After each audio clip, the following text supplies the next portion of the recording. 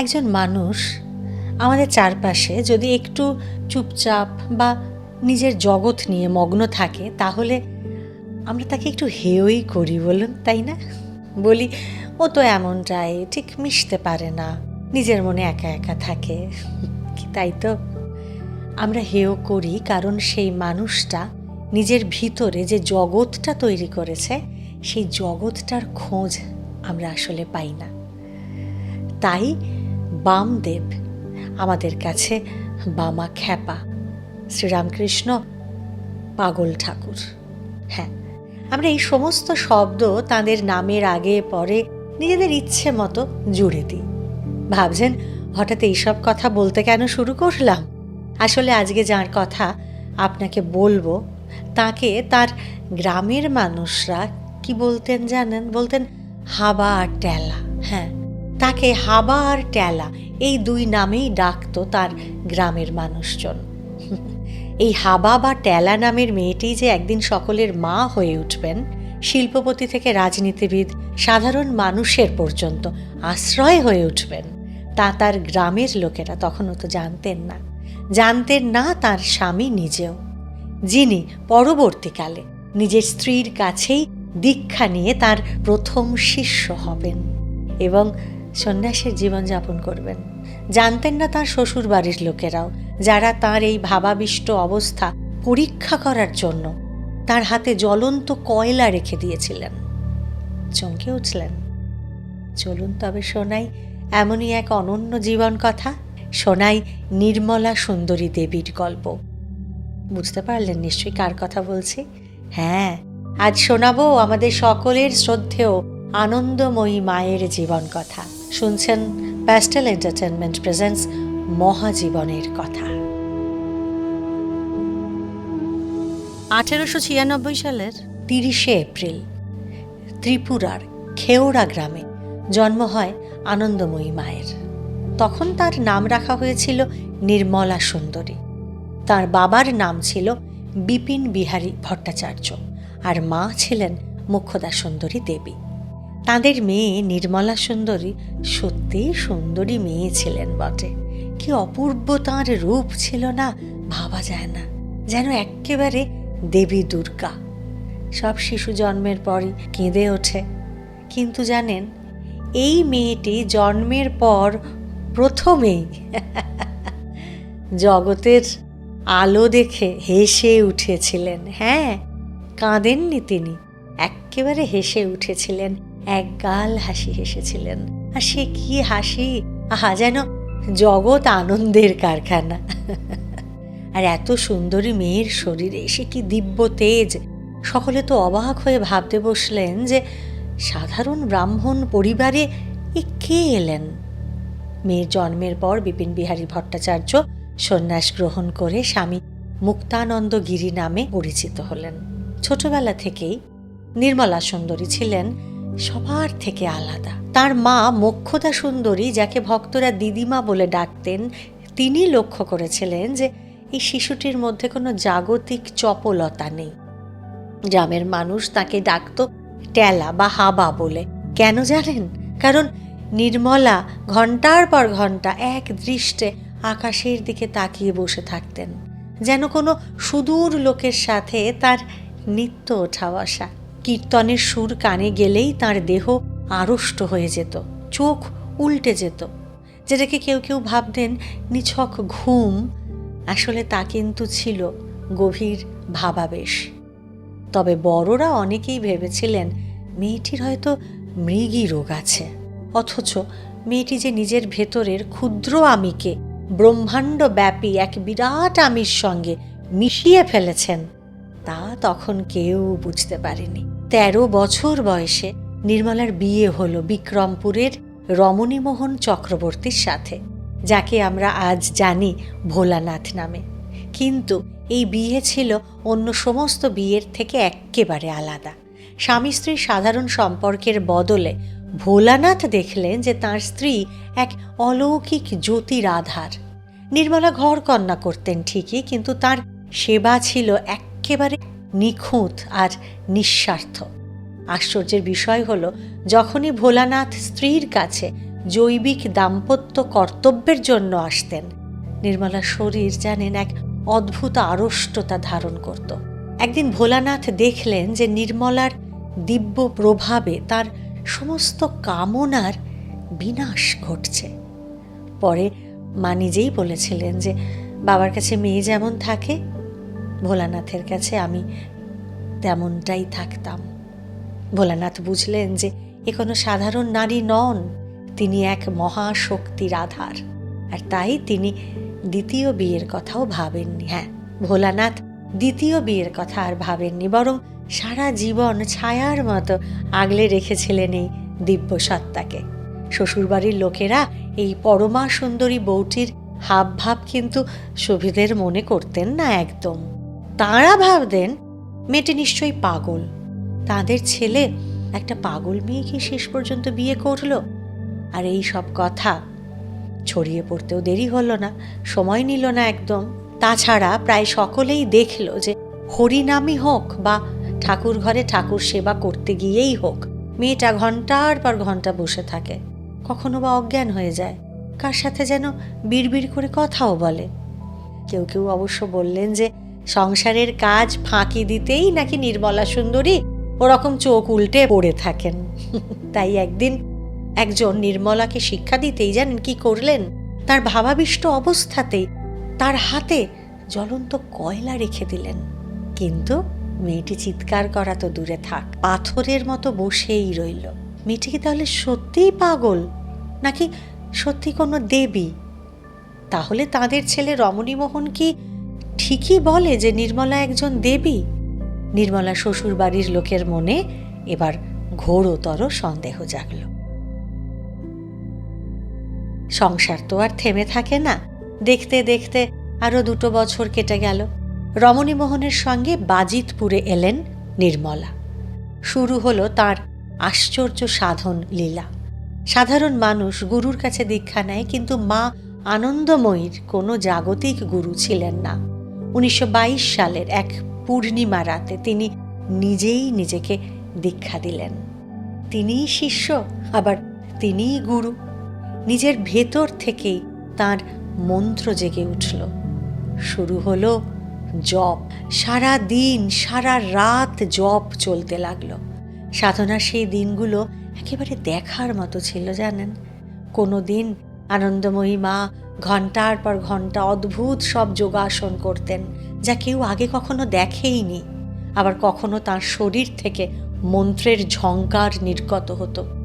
তিনি যখন পুজো করতেন তখন কোনো বাহ্যিক উপচারের প্রয়োজন হতো না। শোনা যায় তাঁর শরীর থেকেই পদ্ম ফুল বা পুজোর সামগ্রী অলৌকিকভাবে সৃষ্টি হতো। তিনি প্রথমে দেবতার সাথে এক হয়ে নিজের অঙ্গের পুজো করতেন, তারপর সেই দেবতাকে শরীর থেকে বাইরে এনে স্থাপন করতেন। আর এই সূক্ষ্ম ক্রিয়াগুলো দেখে প্রত্যক্ষদর্শীরা ভয়ে বিস্ময়ে একেবারে থমকে যেতেন। এই সময়ে তিনি একেবারে মৌনী হয়ে গিয়েছিলেন। প্রায় বছরখানেক সারা দিনে মাত্র 3-4টে চালের দানা আর মাত্র 1 গ্লাস জল খেতেন। তবে আশ্চর্যের কথা কি জানেন, না খেয়ে শরীর তো ভাঙেইনি, উল্টে দেহ যেন আরো জ্যোতির্ময় হয়ে গিয়েছিল তাঁর। তিনি বলেছিলেন, বাতাস থেকেই শরীর ধারণের সব উপাদান সংগ্রহ করা যায়, আমার আর খাওয়ার কি দরকার। গ্রামের সকলে অবাক হয়ে দেখল যে সাধারণ মানুষের ঘরে কি সুন্দর দেখতে বউ এসেছে, আর কি আশ্চর্য তাঁর আধ্যাত্মিক শক্তি। স্বয়ং দেবী যেন নেমে এসেছেন সেই সংসারে। আর মুখে তার কি অসাধারণ হাসি, কি দিব্য হাসি। গ্রাম সম্পর্কের এক মাসিমা মেয়েটির টেলা নাম ঘুচিয়ে দিয়ে নাম দিলেন খুশির মা। আর এই মেয়ে যেন সারা দিন একেবারে খুশিতে ডগমগ হয়ে আছে। কি পবিত্র হাসি, সে হাসি সবার মন ভালো করে দেওয়ার মতো, যেন মা আনন্দময়ী। লোকমুখে নির্মলা সুন্দরী এইভাবেই ধীরে ধীরে হয়ে উঠলেন আনন্দময়ী। 1829-30 সালের কথা। 1829-30 সাল নাগাদ ঢাকার রমনাতে উঠে এলেন রমণীমোহন ও আনন্দময়ী। এখানে আসার পরেই নির্মলা সুন্দরী আজীবনের জন্য আনন্দময়ী নামটিতেই পরিচিত হতে লাগলেন। সেবাজি নামের এক ভক্ত মহিলা খুব জপ ধ্যান করতেন। জপ করতে করতে তার মধ্যে এমন এক গভীর ভাবের উদয় হতো যে তার গলার আওয়াজ বন্ধ হয়ে যেত এবং দেহের সমস্ত সার নষ্ট হয়ে যেত। একবার কিষানপুর আশ্রমে মায়ের সামনেই তার সেই বিশেষ ভাব শুরু হয়। তার ইন্দ্রিয় সমূহের কাজ সম্পূর্ণরূপে বন্ধ হয়ে যায় এবং শ্বাসক্রিয়াও অস্বাভাবিক হয়ে পড়ে। বাইরের লোকের কাছে এই অবস্থাটা হিস্টেরিয়া বা প্রাণহীন অসারতা মনে হলেও আনন্দময়ী জানতেন যে এটি আধ্যাত্মিক ভাব। মা তাঁর এই অবস্থাকে সাচ্চা জিনিস বলে অভিহিত করেন। আর এই বিশেষ ভাব যার হয় তিনি শুধুমাত্র জপের প্রভাবেই অন্তরের খাদ দূর করে আসল সোনাকে বের করে আনতে পারেন। লোকমুখে আনন্দময়ী এবার মা ডাক পেতেই শুরু করলেন, হয়ে উঠলেন সকলের আনন্দময়ী মা। ঢাকার দিনগুলো ছিল এক মহা উৎসবের মতো। মা যখন কীর্তন করতেন তখন যেন কোনো অতি প্রাকৃত শক্তি তার শরীরকে আশ্রয় করে নৃত্য করত। তার দু চোখ দিয়ে দরদর করে জল পড়ত, তার দেহ কাঁপত ঠিক শ্রীচৈতন্যের মতো। সাত্ত্বিক বিকার দেখা দিত তাঁর মধ্যেও। আর অবাক করার ব্যাপার হলো এই যে মায়ের সেই স্বর্গীয় আকর্ষণ কেবল মানুষকে নয়, জানেন, অবলা পশুদেরও টানত। মায়ের কীর্তন শুনে ছাগল, কুকুর এসে নির্দ্বিধায় মায়ের কোলে মাথা দিয়ে শুয়ে থাকত। তিনি যেন পশু পাখিরও মা। ধীরে ধীরে রমণীমোহনও বুঝলেন যে তিনি কখনোই এই দেবীর স্বামী নন, তিনি তার সন্তান। সবার প্রথমে তিনি আনন্দময়ী মায়ের কাছে দীক্ষা গ্রহণ করলেন আর পরে সন্ন্যাস গ্রহণ করেন। মা তাঁর এই সন্তানের নাম দেন ভোলানাথ। ভক্তমহলে রমণীমোহন পরিচিত হলেন ভোলানাথ নামে। মায়ের জীবনের অন্যতম কঠিন পরীক্ষা ছিল এই ভোলানাথের অসুস্থতা। 1938 সালে দেরাদুনের কিষানপুর আশ্রমে ভোলানাথ বসন্ত রোগে আক্রান্ত হন। নির্লিপ্তভাবে ভোলানাথের সেবা করেছিলেন আনন্দময়ী মা। তিনি জানেন ভোলানাথের আয়ু ফুরিয়ে আসছে। বুক ফাটা শোকও তাকে বিন্দু মাত্র টলাতে পারেনি। সর্বদা হাসি মুখে ভোলানাথকে সেবা করার সময় তার মুখে একটা শান্তির হাসি লেগে থাকত সব সময়। মৃত্যুর আগে ভোলানাথ বারবার মা মা বলে চিৎকার করতেন। মা কিন্তু বিচলিত হননি। তিনি সেবা করছেন, কিন্তু তার মুখে সেই চিরাচরিত আনন্দ আর হাসি।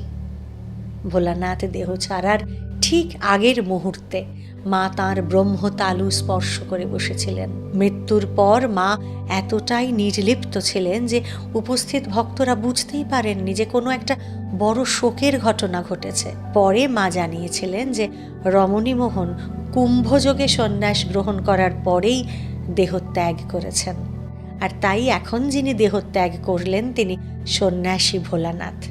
মায়ের কাছে জীবন বা মৃত্যু কোনোটাই আসলে আলাদা ছিল না। আনন্দময়ী মা সব সময় বলতেন যে সব সময় যা তাই আছি। তার সান্নিধ্যে অনেক মুমূর্ষু ব্যক্তি প্রাণের স্পন্দন ফিরে পেয়েছেন এবং শোকাতুর মানুষ লাভ করেছেন বেঁচে থাকার নতুন রসদ। তিনি কি বলতেন জানেন? বলতেন, ঘর খালি করে দিয়ে গেলেও ঘর খালি থাকে না, ঘরে অনেকে থাকে। কেউ সংসার ত্যাগের ইচ্ছা প্রকাশ করলে মা সব সময় বলতেন যে সংসারে থেকেই ধর্মের সংসার করা দরকার, সেটা করা যায়, সেবা বৃত্তিতে থাকো। তিনি কর্মরূপে প্রকাশ পাচ্ছেন। আর বলতেন, হয় আমি আমি করো, না হলে তুমি তুমি করো, তবেই আমি চলে যায়। অর্থাৎ ব্রহ্মচিন্তা করো, আর নয়তো নিজেকে ভগবানের পায়ে সঁপে দাও, তবেই আমি চলে যাবে। শুধু সাধারণ মানুষের কাছেই আনন্দময়ী মা জনপ্রিয় ছিলেন না। ভারতের অনেক বড় বড় শিল্পপতি এবং উচ্চ মার্গের সাধকরাও তার কাছে মাথা নত করতেন। দিল্লির বিড়লা মন্দিরের প্রতিষ্ঠাতা যখন বিনয় করে বললেন যে আমি আর কি করেছি, কিছুই করিনি, বাইরে করেছি কিন্তু ভিতরে কিছুই নাই, মা তাকে সান্ত্বনা দিয়ে বললেন তুমি করনি, তিনি করিয়েছেন। শ্রী অরবিন্দের শিষ্য ডাক্তার মণিলাল একবার মাকে জিজ্ঞাসা করেছিলেন যে মা, আমার এ জন্মে ঈশ্বরকে অপরোক্ষ অনুভূতি করা হবে কি না? মা মিষ্টি হেসে উত্তর দিয়েছিলেন, গুরুর আশ্রয় মিলেছে, তাহলে আবার জিজ্ঞাসা করছো কেন? মায়ের সেই হাসি ছিল নিষ্কলঙ্ক, যেন কোনো জাগতিক সংস্কার তাকে স্পর্শ করেনি কখনো। তন্ত্র সাধক ও সাহিত্যিক অবধূতের সাধন জীবনেও জানেন আনন্দময়ী মায়ের গুরুত্বপূর্ণ ভূমিকা ছিল। যুবক অবধূতের জিভে মন্ত্র লিখে জিভ আড়ষ্ট করে দিয়ে বলেছিলেন যে এই তোর জিভে তালা লাগিয়ে দিলাম, এই পৃথিবীর সব কিছু এবার দেখে যা, তুই চাইলেও কথা বলতে পারবি না, সব দেখে জ্ঞান হলে আবার তোর জিভের তালা খুলে যাবে।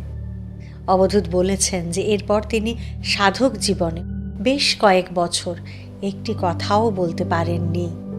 পরে ঠিক সময়ে জিভের তালা তাঁর খুলে গিয়েছিল। সাধনার শেষে অবধূত মনে শান্তি পেয়েছিলেন অপার।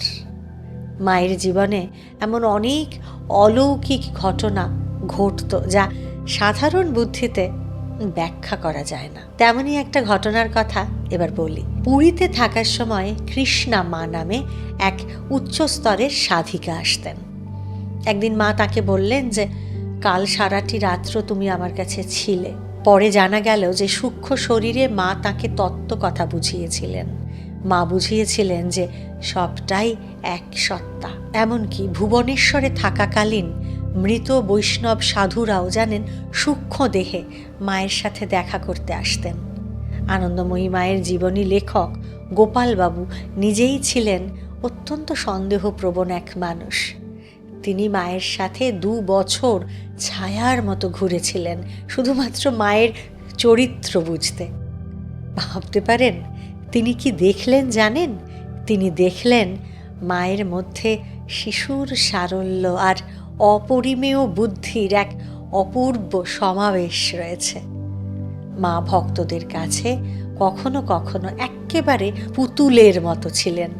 তাকে খাইয়ে দিলে তিনি খেতেন, আবার ভক্তরাই তার সুবিধে অসুবিধে সমস্ত কিছু দেখতেন। নিজে মা মায়ের সামান্য সুবিধা অসুবিধাটুকুও বুঝতে পারতেন না। একবার লেখক খুব হতাশ হয়ে একটা কবিতা লিখেছিলেন, আর মা তার উত্তর যা পাঠিয়েছিলেন তাতে লেখকের সমস্ত অভিমান ধুয়ে মুছে গিয়েছিল।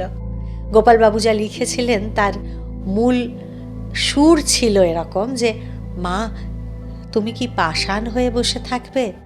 আর মা তার উত্তর পাঠিয়েছিলেন, ওরে পাগলা গোপাল, নাই যে আমায় ছাড়া, ভগবান নাই, আছে কি আর কিছু? এই একটি কথা, এই একটি কথায় লেখকের সমস্ত অভিমান, হ্যাঁ মায়ের জীবনীকার গোপাল বাবুর সমস্ত অভিমান ধুয়ে মুছে গিয়েছিল। মা আনন্দময়ীর জীবন ও দর্শনে রাজনৈতিক ব্যক্তিত্বদের সঙ্গে তার সম্পর্কের বিষয়টি অত্যন্ত গুরুত্বপূর্ণ এবং অবশ্যই অত্যন্ত কৌতূহলোদ্দীপক, তাই না? সে কথাই এবার একটু একটু শেয়ার করি আপনাদের সঙ্গে, আমরা যেটুকু পেয়েছি আর কি। তার জীবনের মূল সুর ছিল আধ্যাত্মিকতা এবং সমদর্শিতা, যেখানে জাতি, ধর্ম বা সামাজিক পদের কোনো ভেদাভেদ ছিল না। তাই মা আনন্দময়ীর কাছে রাজনৈতিক ব্যক্তি আর যে কোনো সাধারণ মানুষেও খুব স্বাভাবিকভাবেই কোনো ভেদাভেদ ছিল না। মা আনন্দময়ীর কাছে রাজনীতিকরা আসতেন কোনো দলীয় পরিচয় নিয়ে নয়, বরং একজন আর্ত বা জিজ্ঞাসু মায়েরই সন্তান হিসেবে। মায়ের চরিত্রে যে অপূর্ব পূর্ণতা এবং অলৌকিক মাধুর্য ছিল তা সমাজের সকল স্তরের মানুষকে আকর্ষণ করত। তিনি নিজে ছিলেন রাজনীতি এবং বৈষয়িক দ্বন্দ্বের একেবারে ঊর্ধ্বে। তাঁর দৃষ্টিতে এক অনির্বচনীয় মহাভাবের উন্মাদনা কাজ করত, যা আসলে জাগতিক ক্ষমতার চেয়ে অনেক বেশি শক্তিশালীও ছিল। বড় বড় রাজনৈতিক ব্যক্তিত্বরা যখন তার সান্নিধ্যে আসতেন, মা তাদের পদের গুরুত্ব না দিয়ে তাদের আধ্যাত্মিক উন্নতির কথা বলতেন, তাদের আধ্যাত্মিক উন্নতির দিকে নজর দিতেন। সুভাষচন্দ্র বসু যখন কলকাতার রাজনীতিতে অত্যন্ত সক্রিয়, সেই সময় তিনি আনন্দময়ীর মায়ের কথা শোনেন। সুভাষচন্দ্র নিজে ছিলেন স্বামী বিবেকানন্দের ভাবশিষ্য, বিবেকানন্দের আদর্শে অনুপ্রাণিত এবং আধ্যাত্মিক ভাবাপন্ন মানুষ। মায়ের অপূর্ব পূর্ণতা এবং অলৌকিক মাধুর্য তাকে ভীষণভাবে আকর্ষণ করেছিল। শোনা যায় কলকাতায় থাকাকালীন বেশ কয়েকবার তিনি গোপনে মায়ের দর্শনে গিয়েছিলেন, আর কয়েকবার হয়তো প্রকাশ্যেও গিয়েছিলেন। মা তাকে বাবা বলে সম্বোধন করতেন। নেতাজি যখন অন্তর্ধানে চলে যান, তখন অনেক ভক্তই মায়ের কাছে তার কুশল সংবাদ জানতে চাইতেন। মা সব সময় রহস্যময় হাসি হাসতেন এবং বলতেন যে এক ভগবানই আছেন। সুভাষচন্দ্রের পরিবারের অনেক সদস্য পরবর্তীকালে মায়ের একনিষ্ঠ ভক্ত হয়ে ওঠেন এবং মায়ের আশ্রমে নিয়মিত যাতায়াত করতে থাকেন। মা বলতেন, নিজের নিজের পথ দেখো, আপনা আপনা পথ দেখো। নেতাজিও নিজের পথ নিজেই তৈরি করার পক্ষপাতী ছিলেন। মায়ের এই অচল, অটল এবং নিষ্কাম ভাব সুভাষচন্দ্রের সংগ্রামী জীবনের আদর্শের সঙ্গে ভীষণভাবে মিলে গিয়েছিল। মা বলতেন যে স্বভাবের কর্ম বা নিষ্কাম কর্মই মানুষের আসল লক্ষ্য হওয়া উচিত। রাজনৈতিক নেতারা যখন জনগণের সেবার কথা বলতেন, মা তখন তাদের সেবাবৃত্তিতে থাকার কথা বলতেন এবং কর্মকে সেই ব্যক্তির পুজো হিসেবে গ্রহণ করার পরামর্শ দিতেন। আহা, আজকের দিনেও এই পরামর্শ, এই উপদেশ কতটা জরুরি বলুন তো। মায়ের কথা আজও যদি আমাদের এখনকার রাজনৈতিক ব্যক্তিত্বরা শুনে চলতেন, তাহলে দেশটা সোনার দেশ হয়ে উঠত। মায়ের মতে জগতে ভালো মন্দ বলে আসলে কিছু নেই, সবই আমাদের দৃষ্টির ওপরে নির্ভর করে। এই নিরপেক্ষ ও আধ্যাত্মিক দৃষ্টিভঙ্গি অনেক রাজনীতিককে জানেন কঠিন সিদ্ধান্ত গ্রহণের সময় মানসিক প্রশান্তি দিত।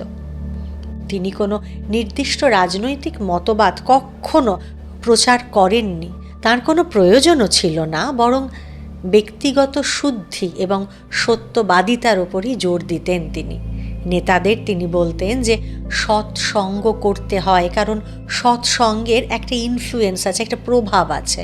ক্ষমতার দম্ভ পরিহার করে দেখো, তিনিই সব সেজে বসে আছেন।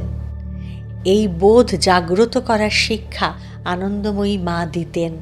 শ্রী শ্রী আনন্দময়ী মায়ের সুদীর্ঘ লীলাকালে ভারতের রাজনীতির শীর্ষবিন্দুতে থাকা নেহেরু পরিবারের সঙ্গে তার সম্পর্ক ছিল অত্যন্ত গভীর, ব্যক্তিগত এবং আধ্যাত্মিকতায় ঘেরা। যদিও আনন্দময়ী মা কোনো রাজনৈতিক আদর্শের অনুসারী ছিলেন না, তবুও জওহরলাল নেহেরু থেকে শুরু করে কমলা নেহেরু এবং ইন্দিরা গান্ধী সকলেই বিভিন্ন সময়ে মায়ের চরণে আশ্রয় খুঁজেছেন। 1933-34 সালের কথা। 1933-34 সালে কমলা নেহেরু খুব অসুস্থ হন একবার। তখন তিনি দেরাদুনে ছিলেন। তখনই তিনি প্রথম আনন্দময়ী মায়ের কথা শোনেন। আর জওহরলাল নেহেরু তখন কারাগারে। শারীরিক অসুস্থতা এবং একাকিত্বের সেই কঠিন সময়ে কমলা নেহেরু আনন্দময়ী মায়ের মধ্যে খুঁজে পেয়েছিলেন এক পরম নির্ভরতা। মা কমলাকে নিজের মেয়ের মতো স্নেহ করতেন। কমলা নেহেরুর জীবনের শেষ দিনগুলোতে যখন তিনি চিকিৎসার জন্য বিদেশে যাচ্ছিলেন, মা তাকে একটি রুদ্রাক্ষের মালা বা রক্ষা কবচ দিয়েছিলেন বলে জানা যায়। কমলা নেহেরু তার ডায়েরিতে এবং চিঠিপত্রে মায়ের প্রতি তার গভীর শ্রদ্ধা ও অনুরাগের কথা বারবার উল্লেখ করেছেন। জওহরলাল নেহেরুও তাঁর আত্মজীবনীতে স্বীকার করেছেন যে কমলা নেহেরুর জীবনে মায়ের প্রভাব ছিল অত্যন্ত গভীর এবং সুদূর প্রসারী। ইন্দিরা গান্ধীর সঙ্গেও জানেন মায়ের সম্পর্ক ছিল আরও বেশি দীর্ঘস্থায়ী। ছোটবেলায় মায়ের হাত ধরেই তিনি আনন্দময়ী মায়ের কাছে যেতেন। মায়ের আদরে বড় হওয়া ইন্দিরা গান্ধীও বড় হয়ে যে কোনো গুরুত্বপূর্ণ সিদ্ধান্ত নেওয়ার আগে বা সংকটের মুহূর্তে মায়ের পরামর্শ নিতে আসতেন। মায়ের দেওয়া রুদ্রাক্ষের মালা ইন্দিরা গান্ধী গলায় ধারণ করতেন। ইন্দিরা যখন তার মা কমলা নেহেরুকে হারান তখন তিনি ছিলেন এক কিশোরী। সেই মাতৃবিয়োগের ক্ষত নিরাময় আনন্দময়ী মা তাকে যে অপত্য স্নেহ দিয়েছিলেন তা ইন্দিরা সারা জীবন মনে রেখেছেন। পরবর্তীকালে তার স্বামী ফিরোজ গান্ধীর মৃত্যুর পরেও ইন্দিরা গান্ধী মায়ের চরণে এসে শান্তি খুঁজেছিলেন। 1966 সালে যখন ইন্দিরা গান্ধী ভারতের প্রধানমন্ত্রী হলেন তখন থেকে তার রাজনৈতিক জীবন ছিল এক্কেবারে চ্যালেঞ্জে ভরা। ভেবে দেখুন একবার, জরুরি অবস্থা, রাজনৈতিক অস্থিরতা এবং ব্যক্তিগত একাকিত্বের সময়গুলোতে তিনি বারবার দেরাদুনে বা দিল্লির আশ্রমে মায়ের কাছে ছুটে গিয়েছেন। ইন্দিরা একবার বলেছিলেন যে মায়ের কাছে গেলে তিনি প্রধানমন্ত্রীর পদমর্যাদা ভুলে এক সাধারণ মানুষ হিসেবে শান্তি পান। ইন্দিরাকে মা শিখিয়েছিলেন যে বাইরের কর্ম আসলে অভাবের কর্ম, যা কেবল অভাবকেই জাগ্রত রাখে। তাই অন্তর্মুখী হয়ে স্বভাবের কর্ম করা প্রয়োজন। ইন্দিরা গান্ধীর জীবনের অনেক বড় সংকটের ইঙ্গিত, এমনকি তার নির্মম প্রাণহানির ইঙ্গিত মা আগেই তাকে দিয়েছিলেন। ইন্দিরাকে মা সব সময় জপ করা এবং ধ্যান করার পরামর্শ দিতেন। 1980 সালে যখন ইন্দিরার প্রিয় পুত্র সঞ্জয় গান্ধীর মৃত্যু হয় তখন শোকাতুর ইন্দিরাকে মাই আধ্যাত্মিক শক্তি দিয়ে ধরে রেখেছিলেন। তখন তিনি জনসমক্ষে ভেঙে না পড়লেও মায়ের কাছে এসে নিজেকে আর ধরে রাখতে পারতেন না বলেই জানা যায়। মা তাকে বলতেন সব তাঁরই এক এক রূপ এবং এই জগতের পরিবর্তনশীলতা যেন গতির মতো। গাড়িতে বসে থাকলে মনে হয় স্থির আছি, কিন্তু আসলে অনেকটা পথ চলে আসা হয়।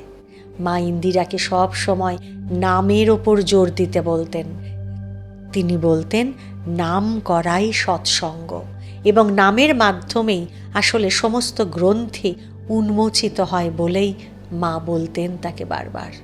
ইন্দিরা গান্ধী তাঁর শেষ দিনগুলোতেও মায়ের দেওয়া উপদেশের প্রতি শ্রদ্ধাশীল ছিলেন। মা বলতেন দেহে মন না থাকলে তিনি কাছে, আর যতই দেহের উপর মন যায় ততই তিনি দূরে। ইন্দিরা এই দর্শনের মাধ্যমে তার রাজনৈতিক একাকিত্ব ও ব্যক্তিগত বিষাদকে জয় করার শক্তি পেতেন। গোপীনাথ কবিরাজ, নিশ্চয়ই মনে আছে তার কথা। গোপীনাথ কবিরাজ যখন প্রথমবার মায়ের কথা শোনেন তখন তিনি কাশীর গভর্নমেন্ট সংস্কৃত কলেজের অধ্যক্ষ এবং পণ্ডিত সমাজে প্রবাদ প্রতিম নাম। শুরুতে তিনি মায়ের অলৌকিকতা নিয়ে বেশ কিছুটা কৌতূহলী এবং সংশয়াচ্ছন্ন ছিলেন, কিন্তু 1928 সালে যখন তিনি প্রথমবার মায়ের সান্নিধ্যে আসেন তখন মায়ের সেই অপূর্ব পূর্ণতা এবং যুক্তির অতীত দিব্য ভাব দেখে তিনি একেবারে স্তব্ধ হয়ে যান। তিনি বুঝতে পারেন যে মা কোনো অর্জিত জ্ঞানের অধিকারী নন, বরং তিনি স্বয়ং জ্ঞান স্বরূপিণী। গোপীনাথ কবিরাজ জানেন শাস্ত্রের গভীর সমুদ্রে নিমজ্জিত থাকতেন, কিন্তু মায়ের কাছে তিনি ছিলেন এক অবোধ শিশুর মতো। মা তাকে বাবা বলে ডাকতেন। অনেক সময় জটিল শাস্ত্রীয় প্রশ্নের সমাধানে মা অতি সহজ ভাষায় এমন সব কথা বলতেন যা বড় বড় পণ্ডিতদের চিন্তার অতীত ছিল। গোপীনাথজি স্বীকার করেছেন যে মা যা বলেন তা কোনো বই থেকে শেখা নয়, বরং সরাসরি সত্যের উপলব্ধি। তিনি বলতেন মায়ের প্রতিটি অঙ্গভঙ্গি প্রতিটি কথা এক একটি শাস্ত্র। মায়ের সান্নিধ্যে থাকাকালীন তিনি অখণ্ড মহাযোগ এবং দিব্য রসায়ন সম্পর্কে অনেক নিগূঢ় তথ্য অনুভব করেছিলেন। মা তাকে বলতেন, তুমি লিখছ ঠিকই, কিন্তু লেখার অতীত যা তাই আসল। কাশীর আশ্রমে গোপীনাথ কবিরাজ আমৃত্যু বাস করেছিলেন। জীবনের শেষ কয়েকটা বছর মায়ের অত্যন্ত সান্নিধ্যে কাটান গোপীনাথ কবিরাজ। বার্ধক্যজনিত অসুস্থতার সময় মা তার পরম যত্ন নিয়েছিলেন। 1976 সালে বারাণসীতে মায়ের উপস্থিতিতেই তিনি শেষ নিঃশ্বাস ত্যাগ করেন। মা আনন্দময়ী ও গোপীনাথ কবিরাজের সম্পর্কটি ছিল তত্ত্ব এবং রসের এক বিরল সংমিশ্রণ, যেখানে পাণ্ডিত্য ভক্তির কাছে নত হয়েছে এবং ভক্তি পাণ্ডিত্যের মাধ্যমে নিজেকে প্রকাশ করেছে। গোপীনাথ কবিরাজ ছিলেন সেই বিরল সাধক যিনি মায়ের যা তাই আছি এই পরম সত্যকে জগতের সামনে বুদ্ধিবৃত্তিক ও আধ্যাত্মিক মর্যাদায় প্রতিষ্ঠা করেছিলেন। এখানে আর একটা কথা বলে রাখা খুব দরকার, সেটা হলো আনন্দময়ী মা কিন্তু কোনো আশ্রম প্রতিষ্ঠা করেননি কখনো, জানেন। তার ভক্তরাই বিভিন্ন আশ্রম, ব্রহ্মচারিণী আশ্রম, সাধন কুটির এই সমস্ত তৈরি করেছেন। 1935-36 সালে যোগানন্দ যখন ভারত ভ্রমণ করতে আসেন, তখন তিনি দক্ষিণেশ্বর এবং কলকাতার বিভিন্ন স্থানে মায়ের দিব্য সান্নিধ্য লাভ করেন। তাদের এই মিলন ছিল মূলত দুই মহান চেতনার প্রেমময় বিনিময়। পরমহংস যোগানন্দ তাঁর আত্মজীবনী অটোবায়োগ্রাফি অফ আ যোগীতে লিখেছেন যে মা আনন্দময়ীর কোনো সাধনা বা কৃচ্ছ সাধন করে এই স্তরে পৌঁছতে হয়নি, তিনি জন্ম থেকেই পূর্ণা। যোগানন্দ স্বামী অত্যন্ত গুরুত্বের সাথে উল্লেখ করেছেন মায়ের সেই বিখ্যাত উক্তি, আমি সব সময় যা তাই আছি। তিনি লক্ষ্য করেছিলেন যে মায়ের হাসি মুখের আড়ালে এক সুগভীর প্রশান্তি ও নির্লিপ্ততা বিরাজ করে। পরমহংস যোগানন্দের লেখনীর মাধ্যমেই পাশ্চাত্যের অনেক মানুষ প্রথমবারের মতো মা আনন্দময়ীর অলৌকিক জীবন ও দর্শন সম্পর্কে জানতে পারেন। তিনি মাকে কেবল ভারতের নয়, সমগ্র বিশ্বের আধ্যাত্মিক পথপ্রদর্শক হিসেবে সম্মান জানিয়েছিলেন।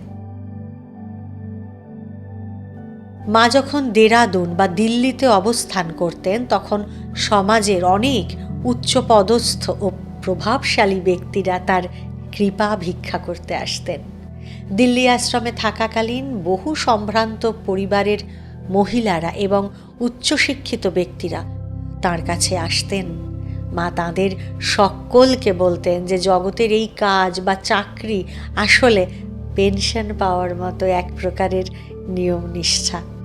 রাজনৈতিক ব্যক্তিত্বদের ক্ষেত্রেও মায়ের এই দর্শন প্রযোজ্য ছিল। মা মনে করতেন যে ক্ষমতার আসনে বসে থাকলেও সেটি তাঁরই এক এক রূপ এবং তিনি এসব করাচ্ছেন। মহাসমাধির কয়েক মাস আগে থেকেই মায়ের শরীর অত্যন্ত রোগা হয়ে গিয়েছিল। চিকিৎসকরা তাকে পরীক্ষা করতে চাইলে তিনি হেসে বলতেন, শরীরে কোনো রোগ নেই, এটি কেবল তার স্বাভাবিক গতিতে চলছে। তিনি আবার খাওয়া দাওয়াও ছেড়ে দিয়েছিলেন। আর তার ভক্তরা যখন কান্নাকাটি করতেন, মা বলতেন, তোমরা ভয় পাচ্ছ কেন?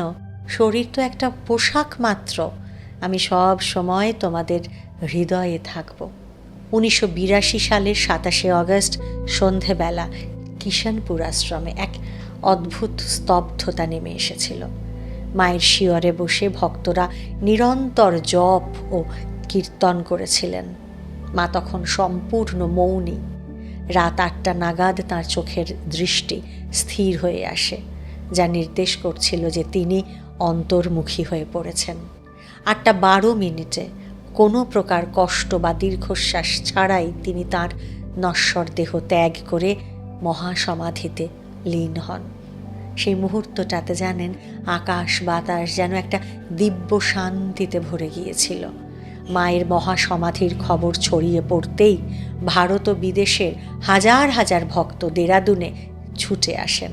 সেই সময়ের প্রধানমন্ত্রী ইন্দিরা গান্ধী তার সমস্ত কাজ ফেলে দেরাদুনে পৌঁছে যান। মায়ের পার্থিব দেহটিকে দেরাদুন থেকে হরিদ্বারের কনখলে নিয়ে যাওয়া হয়।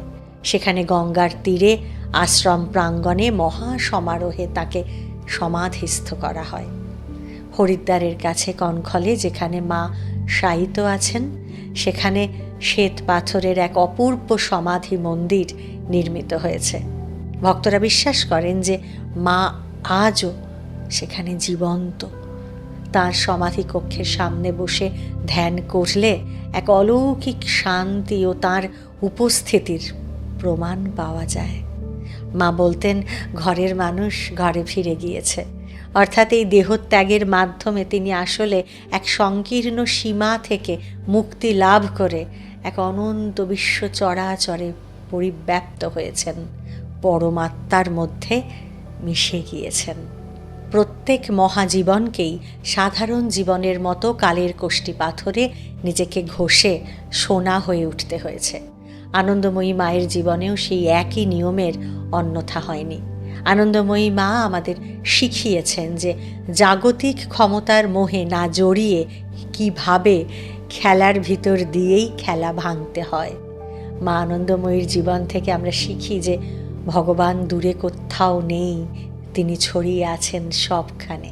মা বলতেন, নাম করাই সৎসঙ্গ, নামের মধ্যেই সব কিছু আছে। মা কোনো সম্প্রদায় গড়েননি, কেবল শিখিয়ে গিয়েছেন কিভাবে হাসি মুখে জীবনের তুফান পার হয়ে যাওয়া যায়, আনন্দময় হয়ে ওঠে, আনন্দে থাকা যায়, আনন্দ ছড়িয়ে দেওয়া যায়, ঈশ্বরের আনন্দের খেলার দ্রষ্টা হওয়া যায়।